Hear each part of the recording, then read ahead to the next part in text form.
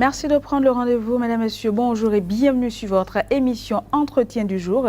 J'ai avec moi sur ce plateau maître Huguette Bokbe, épouse Nyankadia. Elle est avocate bilingue, consultante en droit de l'homme et en genre.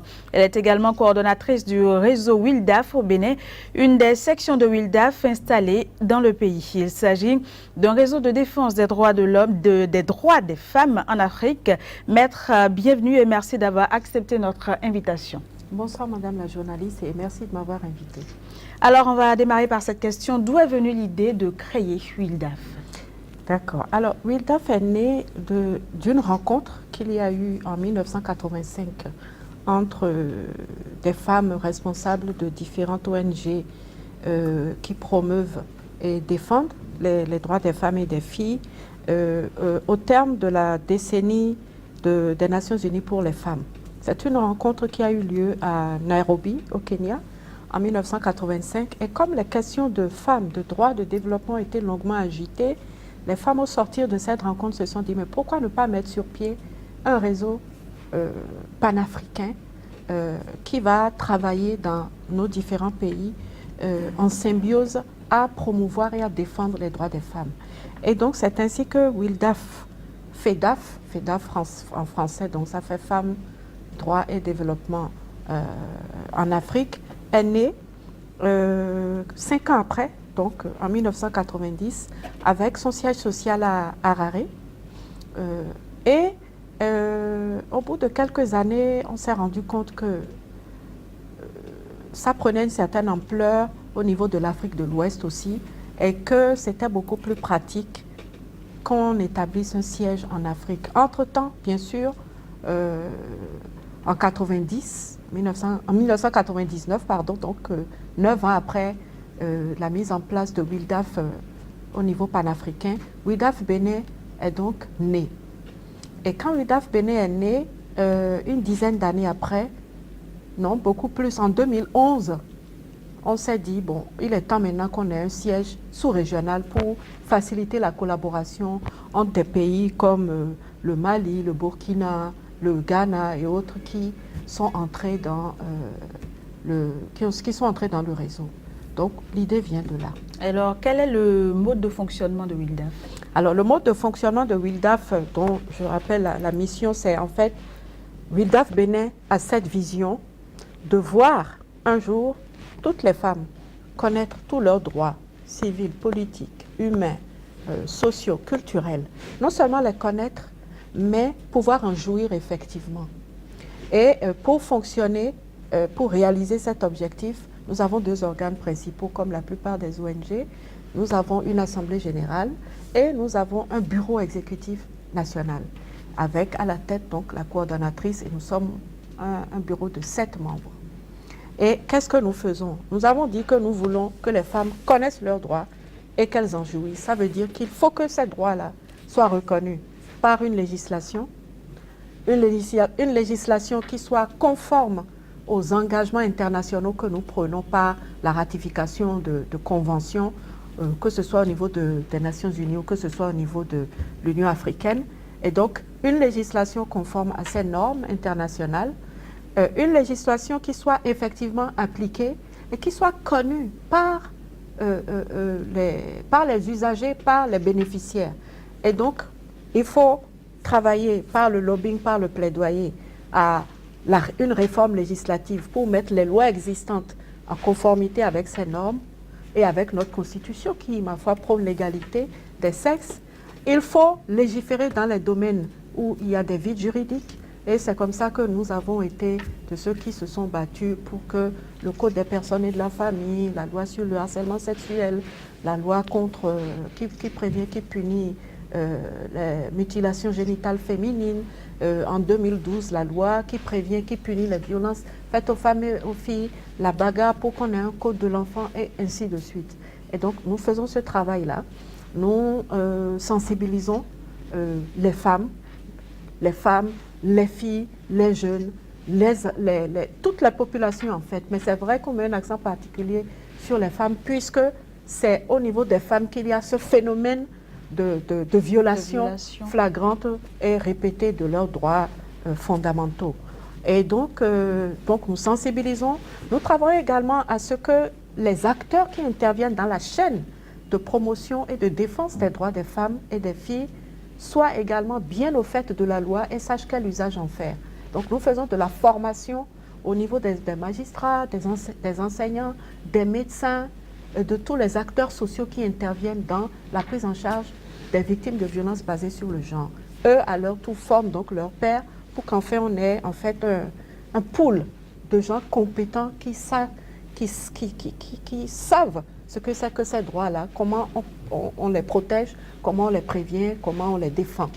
Donc, et ensuite, nous faisons également du plaidoyer pour que nos politiques nationales qui concernent la promotion du genre ne soient pas juste des vœux pieux, mais que cela soit effectivement mis en œuvre. Donc voilà en gros, formation, sensibilisation, nous concevons des manuels, des plaquettes, des affiches pour porter le message de non-violence à l'égard des femmes et des filles. Alors, qui sont les acteurs du réseau WILDAF?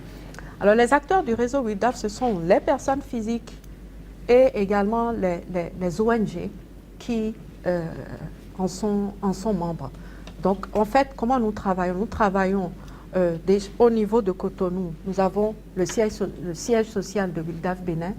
Et au niveau des départements, dans les localités, nous avons des ONG membres et qui sont partenaires et qui nous représentent dans ces zones-là, de façon à ce que, quand il y a des activités à réaliser, nous, à la base, nous puissions en quelque sorte les mandater pour réaliser ces activités-là et assurer notre présence dans un maximum de départements. Alors, quel est l'état des lieux en matière de droits des femmes au Bénin?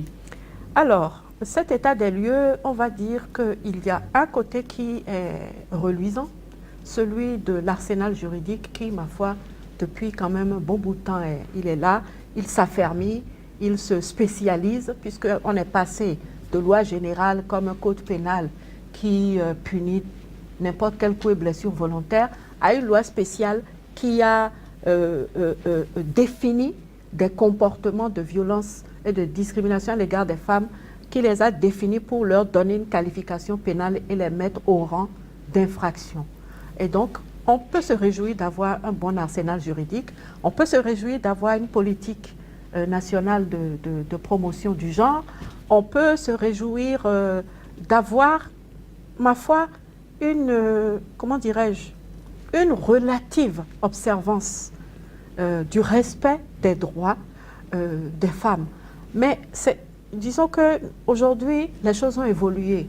Au moment où on créait WILDAF Bénin, nous avions une approche de la promotion et de la défense des droits des femmes qui était beaucoup plus centrée sur ces droits-là en tant que droits humains.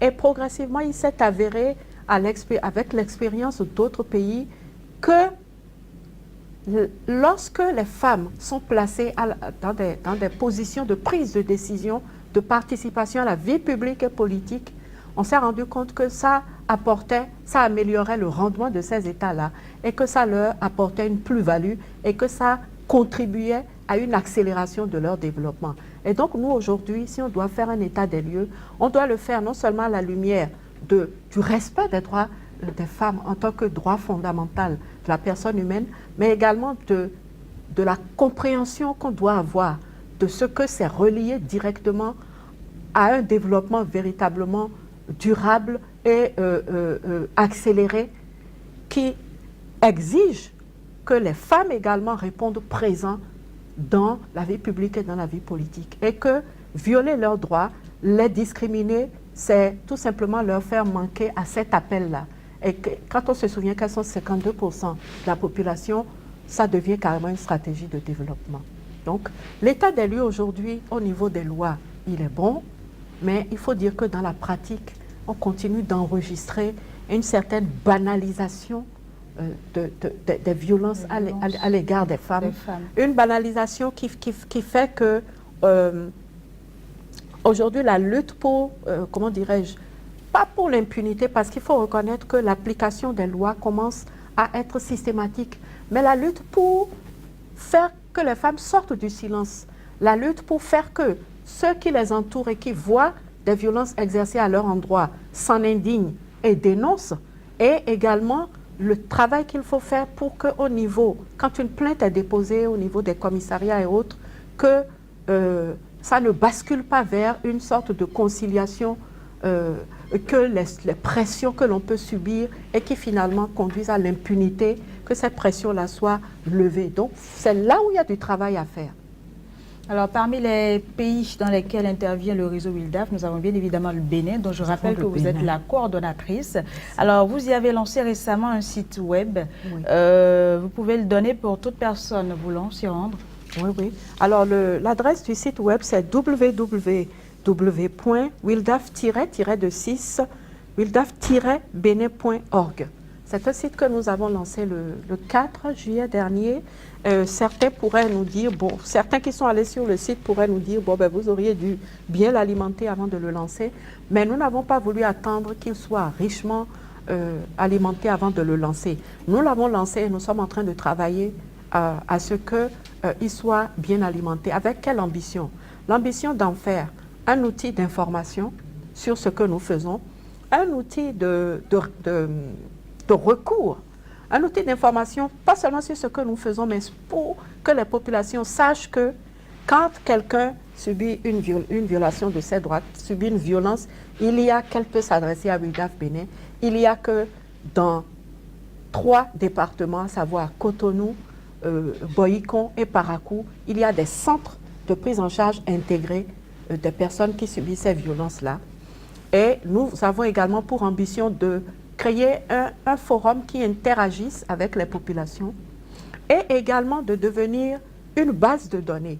Parce que nous avons une rubrique de publication sur laquelle nous allons mettre toutes les lois, tout ce qui est la législation relative aux droits des femmes et des filles et des enfants, et tout ce qui est relatif également aux instruments internationaux, régionaux que nous avons ratifiés, toujours par rapport à la même thématique. Merci beaucoup, Maître Huguette Bokpey-Yankadja, de nous avoir accordé cet entretien. On se dit à très bientôt. À très bientôt et merci de m'avoir invité. Chers téléspectateurs, vous l'avez compris, c'est la fin de votre émission Entretien du jour. Merci de l'avoir suivi. À très vite.